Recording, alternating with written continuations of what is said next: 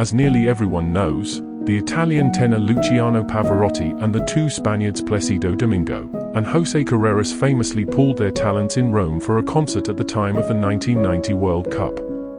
The audio compact disc or CD of that concert entered the Guinness Book of World Records as the best-selling classical album of all time. The three tenors became household names, and their subsequent concerts continued to keep them in the limelight as the 90s yielded to a new century. For those of us already in love with opera, the reaction was very different.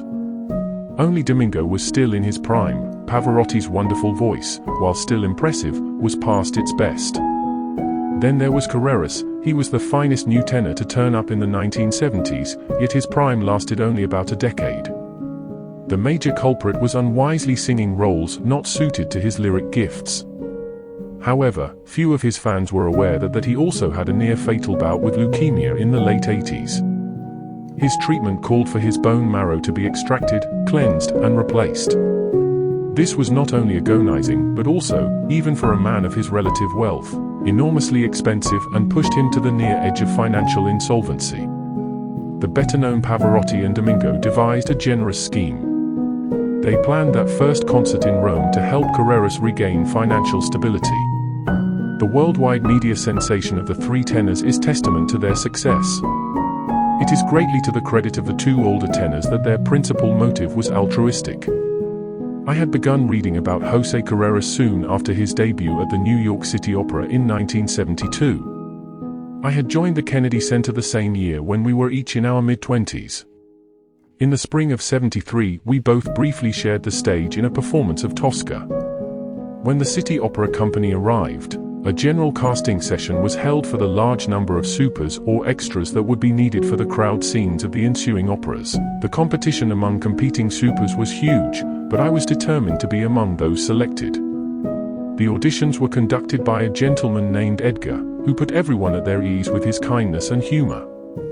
Carreras was cast as Tosca's doomed lover, Mario. I was desperate to be a member of the firing squad that dispatches him near the end of the opera. As soon as Edgar started selecting the supers for Tosca, I made my somewhat morbid desire known. I wanted to shoot the tenor.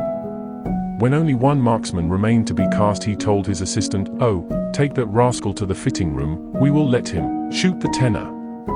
In the days that followed, we were rehearsed by a City Opera employee known as the Chief. Our cue for firing was simple.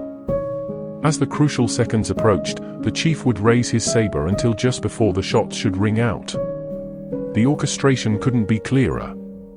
The moment in question is an actual cue in the original score. One would have to be deaf not to know when the fatal smoke and fire issued from the phony props which we pointed at the heart of the hero. Our entrance came near the end of the opera. I had been listening to the young tenor all evening and was thrilled to hear his celebrated voice equal to the preceding reports from New York. Finally, our shared moment arrived, and the assembled firing squad raised its rifles. The celebrated score moved briskly as the orchestral cue approached. To the amazement of all, the Chief prematurely ordered us to shoot the tenor. The squad realized his error and held its fire.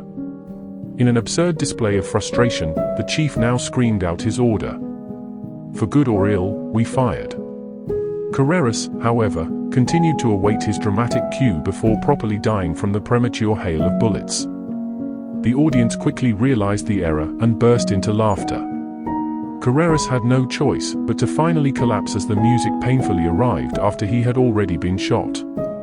The opera then moved rapidly to Tosca's suicidal plunge and abruptly concluded as the curtain mercifully descended. Carreras immediately jumped up, grabbed the Chief by the collar and began cursing him in a bizarre combination of Spanish and English. The commencing curtain calls allowed the Chief to escape with only wounded pride. Carreras then found himself acclaimed for an otherwise worthy performance. Since that memorable Tosca, I have spent hundreds of nights at the opera, but in a way, nothing could ever top the night I got to shoot the tenor.